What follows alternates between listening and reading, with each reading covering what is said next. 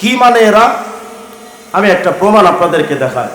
এই যে বইটা আমার কাছে দেখতে পাচ্ছেন, এই বইটার নাম হলো অখণ্ড লালন সঙ্গীত। এই বইটা হলো বাউলদের বই, বাউলদের কোরআন বলা হয় এটাকে। কারণ বাউলদের কোরআন কিন্তু আমাদের কোরআন আর বাউলদের কোরআন কিন্তু এক না। তারা বলে কাগজের কোরআন এটা আল্লাহর কিতাব না, লালনের গান হলো কোরআন। নাউজুবিল্লাহ, আসতে বলেন আপনারা। আমার সময় নেই বলে বই খুলে এখন দেখানোর সুযোগ নেই।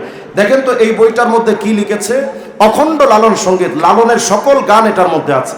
এই বইটার মধ্যে 57 নম্বর পৃষ্ঠার মধ্যে লালনের গান একটা লেখা আছে, বলতেছে মোর্শেদ যা ইশারা দেয় বন্দেগীর তরিক সেই হয়।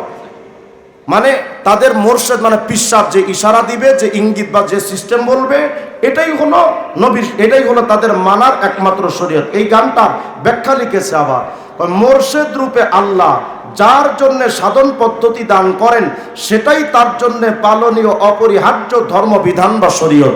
মানে তাদের পীর যে আইন বলবে ওটাই হলো শরীয়ত। অথচ আপনারা জানেন জামে সগীরের 7476 নম্বর হাদিস, নবীজি বলেছেন লাউ নাযালা মূসা ফাত্তাবাতুমুহু, এই জামানায় যদি মুসা নবীর আগমন হয় আর তোমরা যদি মুসা নবীকে মানতে শুরু করে দাও, ওয়া তারাকতুমুনি, আমি মুহাম্মদকে বাদ দিয়া, লা দালালতুম, অবশ্যই তোমরা পথভ্রষ্ট হয়ে যাবে। আরেক রাওয়ায়াতের মধ্যে আসছে লাউ কানা মূসা হাইয়া, এই জামানায় যদি মুসা নবী জীবন্ত থাকতেন, এরপরে মুসা নবী জীবন্ত থাকলে মা ওয়াসিয়াহু, তার জন্য কোনো সুযোগ ছিল না ইল্লা ইত্তেবাই, আমি মুহাম্মদকে মানা ছাড়া মুসা নবীর জন্য আর কোনো সুযোগ ছিল না। যে কারণে কিয়ামতের আগে ঈসা নবী আসবেন দুনিয়ায়, ঈসা নবী নিজের ধর্ম পালন করতে পারবেন না। আমার নবীর মতো টুপি পরবেন, আমার নবীর মতো পাঞ্জাবি লাগাবেন, আমার নবীর মতো পোশাক আদি পরবেন, নবীর ইসলামী শরীয়ত মানবেন। বুঝাতে চাচ্ছি যেই জামানায় নবী মুহাম্মদকে বাদ দিয়া ঈসা মুসা নবীকে মানা যায় না, সেই জামানায় কোন কুলাঙ্গার বাচ্চা যদি কয় সবকিছুর ঊর্ধ্বে পীরের শরীয়ত মানতে হবে, ওরা মুসলমান না বেঈমান? আশ্চর্য হবেন।